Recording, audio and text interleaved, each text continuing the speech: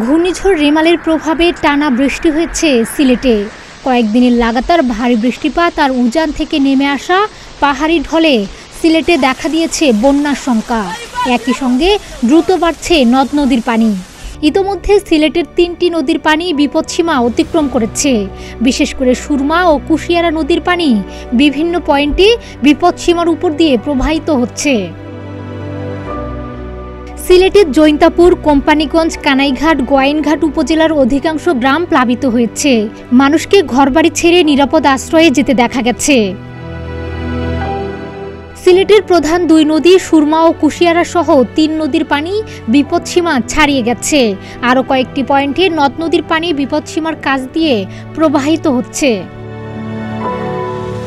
পানি উন্নয়ন বোর্ডের সর্বশেষ তথ্য মতে কুশিয়ারা নদীর পানি অমলশীত পয়েন্টে 15.85 সেন্টিমিটার উপর দিয়ে প্রবাহিত হচ্ছে।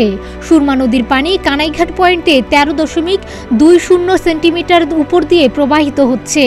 সীমান্তবর্তী জৈন্তাপুর উপজেলার সারি নদীর পানি সারিঘাট পয়েন্টে বিপদসীমার 12.88 সেন্টিমিটার উপর দিয়ে প্রবাহিত হচ্ছে।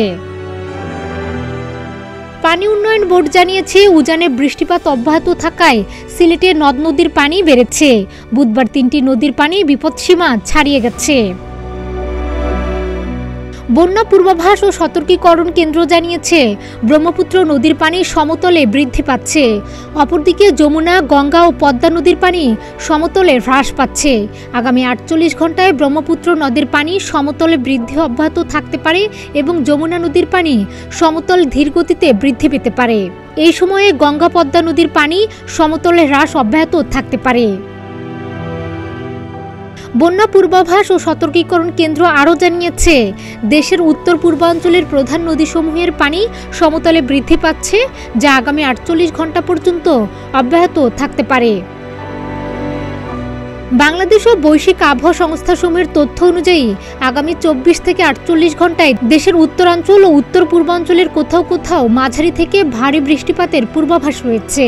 ফলে এ সময় উত্তরাঞ্চলের প্রধান নদীসমূহের পানি সমতলে ধীরগতিতে এবং উত্তর পূর্বাঞ্চলের প্রধান নদীসমূহের পানি সমতলে দ্রুত বৃদ্ধি পেতে পারে। আগামী 24 ঘন্টায় দেশের উত্তর পূর্বাঞ্চলের সুরমা, কুশিয়ারা, মনু, সারিগোয়াইন নদীসমূহের পানি বিপদসীমা অতিক্রম করতে পারে। এতে এসব এলাকার নিম্ন অঞ্চলে স্বল্পমেয়াদী বন্যা পরিস্থিতির আশঙ্কা দেখা দিয়েছে। ফলে বন্যা মোকাবেলায় প্রস্তুত থাকার আহ্বান জানিয়েছে পানি উন্নয়ন বোর্ডের সিলেট কার্যালয়। ডেস্ক রিপোর্ট, প্রতিদিনের বাংলাদেশ।